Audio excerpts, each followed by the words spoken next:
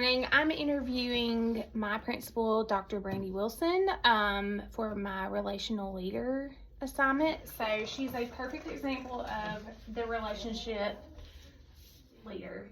Okay, what is your personal and professional background? I've been an administrator for 6 years, a principal for 4 of those. Before that, I was a classroom teacher. I've been a self-contained ex-ed teacher, resource teacher, and general education classroom teacher. Okay. What cultural identities or lived experiences have shaped your leadership? So I grew up in a very typical nuclear family.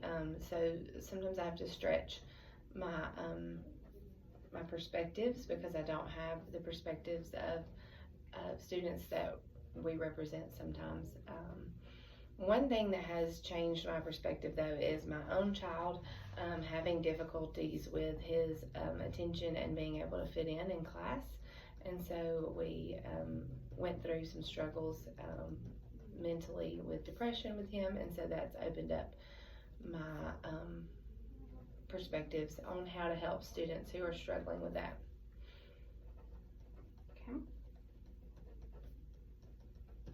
Okay, how did you discover your purpose or calling in leadership? So as a classroom teacher, I was asked to do a pilot for Phonics First, which is our Tier 3 program now. But in that was given the opportunity to do some leadership opportunities, and I really never thought about leadership until that moment. And then when I was able to talk with other teachers and help them in their development, it really sparked something in me to pursue that. And so as I started working with other teachers is really when it opened that world up to me. I really never thought I would be out of the classroom. I loved teaching.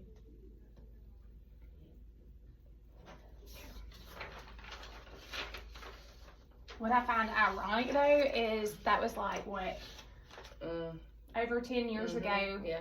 And I was in the Phonics First training with Dr. Wilson, and I was thinking she's really cool. She's great, personable. And then when I heard she was a leader, I was like, that's really cool. And then here we are. Crazy full circle moment. Yeah. Yep. Pretty awesome. Okay. What values guide your interactions and decisions? I think integrity is the biggest word that I use to kind of guide what I do. I just have to make sure that what I'm doing is best for kids. Everything else will fall into place if we do what's best for kids. Sometimes that's not what's best for adults, but that's really not why we're here. So as much as I want the adults in the building to be happy with the decisions, it's really about the kids. So, but I do think with that, as long as you're transparent with the adults about what you're doing and communicate effectively, most of the time they're on board. They just sometimes don't understand it at first, and you just have to kind of communicate that in a way that makes it make sense. That's crazy you said that, because that's what all my assignments have been on recently. Transparency, integrity. How do you communicate across differences in our organization, or Brian? Yeah. So I think stopping before you respond, and just kind of thinking about what their perspective could be, not just, we always think out of our own perspective just because that's where we are. And so just kind of stopping before you respond and think, maybe I'm looking at it just from my point of view. I need to kind of look and see how they may be thinking about it. And always assuming giving people the benefit of the doubt. Not assuming they're doing it maliciously, but maybe they're just doing it out of something that they've had experience with, and that's why they're responding the way that they are, that if it's different than how I feel the response should be. Okay, what are the biggest challenges you faced as a leader, and what did you learn? In my first years of being a principal, I had an assistant principal that was doing some unethical things, and so learning how to navigate through that, and still presenting a relationship of cohesiveness to our staff while also dealing with that with HR and with discipline for him so he could grow. That was probably the most difficult, but it was also very enlightening. It showed me how to reprimand appropriately and while still keeping dignity for the other person. And we just have to always remember that the reason we reprimand is for growth. And I think that's where you just have to keep that on the forefront of your mind. Anytime you're correcting somebody, it's to help them to grow. Okay. How do you foster collaboration and a sense of shared purpose in our team?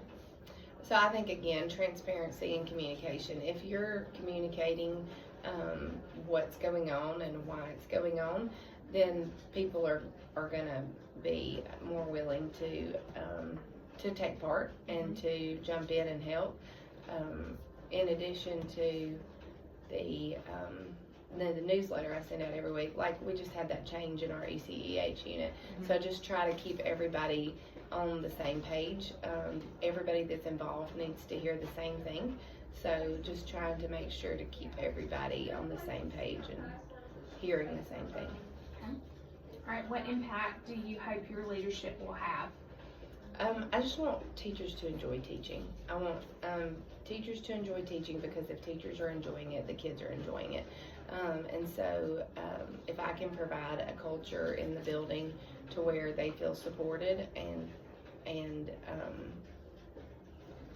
if they feel like they have professional autonomy, I think that also contributes to student achievement. Is if the teacher feels like they are doing what they're doing is based on their professional opinion and it's research based, then they feel that efficacy that is going to contribute to student achievement. So that's what I really like.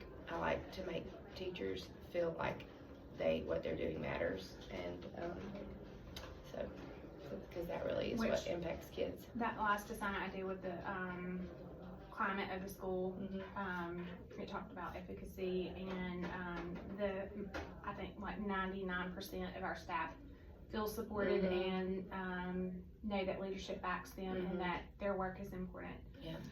Which leadership style best describes your approach and why?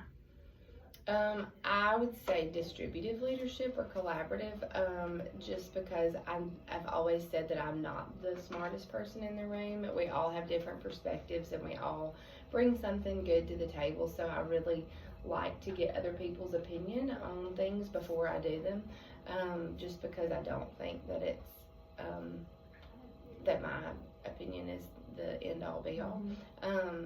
Sometimes that takes a little longer because you have to ask people what they think, but I do think it's worth it. Okay. And that is all I needed. Okay. Thank you You're welcome. so much for your time. You're welcome.